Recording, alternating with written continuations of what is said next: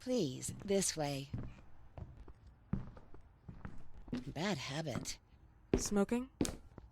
Yes, such a shame. You should quit. You have no idea how bad this is for you. Not only for your health, but it's also very expensive. Money and time wasted. I have so much to do every day. I couldn't waste time with such a bad habit. Do you assist Mr. Felton all day? Oh no, from midday to 8 p.m. Then I go back home. I live near here. If needed, he can contact me with a pager, but that's not often. His wife takes care of him when I'm off. What can you tell me about her? I met her just a couple of times. She's usually out or locked in her bedroom when I'm here. Let's say they don't seem to get along. I didn't know. But, you know, when she's home, she listens to the same music, the same song, over and over.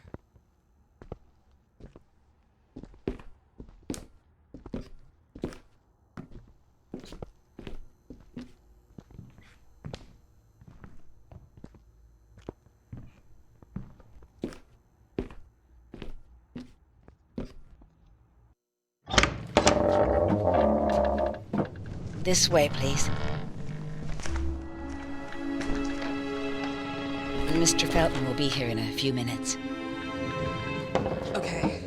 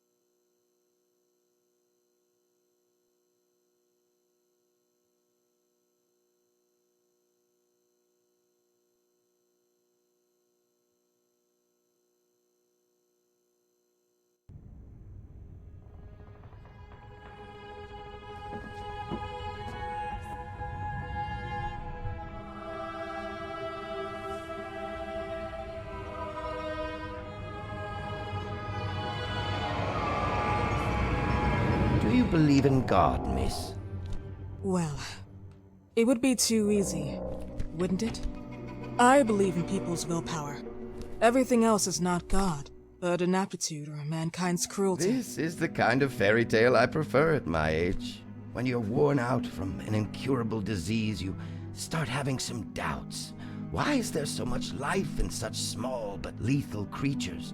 An arbiter, that's all we need. For what? It's wrong and crazy.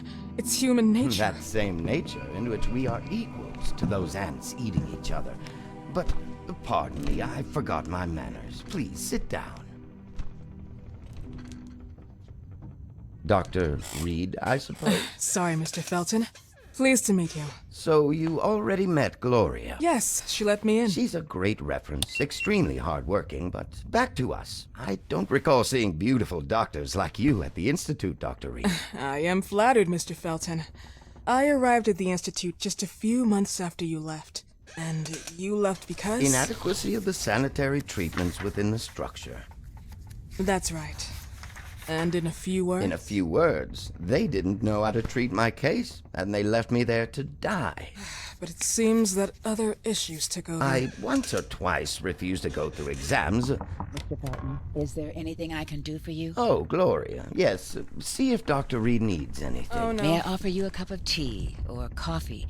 Espresso? No, thank you. As you wish. How about you, Mr. Felton? No, thank you. I'll keep entertaining our guest. You can go now. You're diagnosed? 1958? Yes, indicatively. Some friends and I contracted the disease while traveling to Egypt, and it got worse. In addition to the disease, the first exam showed some inconsistency. Some hormonal deficiency? Overdose of non-prescribed drugs, opiates? Phenoxyl?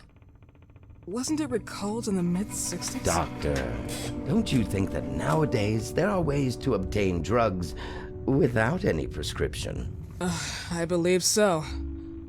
According to your file, you still receive your disability pension. Even better, it seems that the beneficiary is your wife, Ariana Gallo. Exactly. She's the one who takes care of me when Gloria is off. How about your daughter? My daughter, Celeste, has never come back home. Disappeared. She was adopted, am I right? The investigators confirmed that she intentionally left.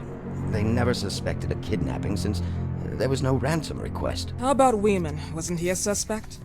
A flash in the pan, an idiot who brought confusion by sending warnings and threats. And her birth parents? Dr. Reed, young girls often decide to just go. And this is what my daughter decided to do. Jennifer.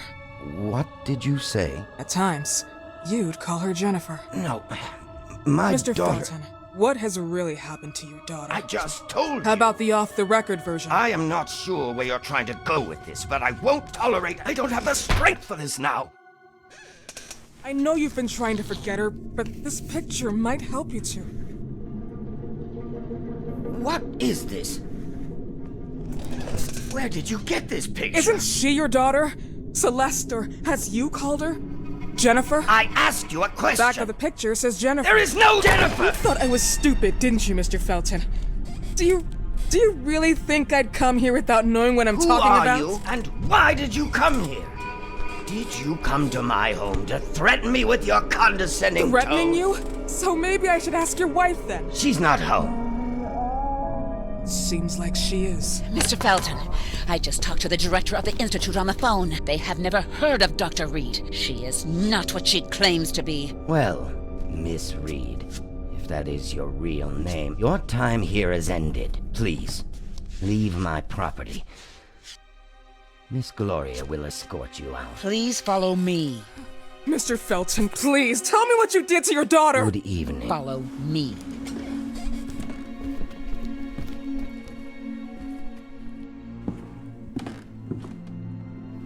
Mr. Felton.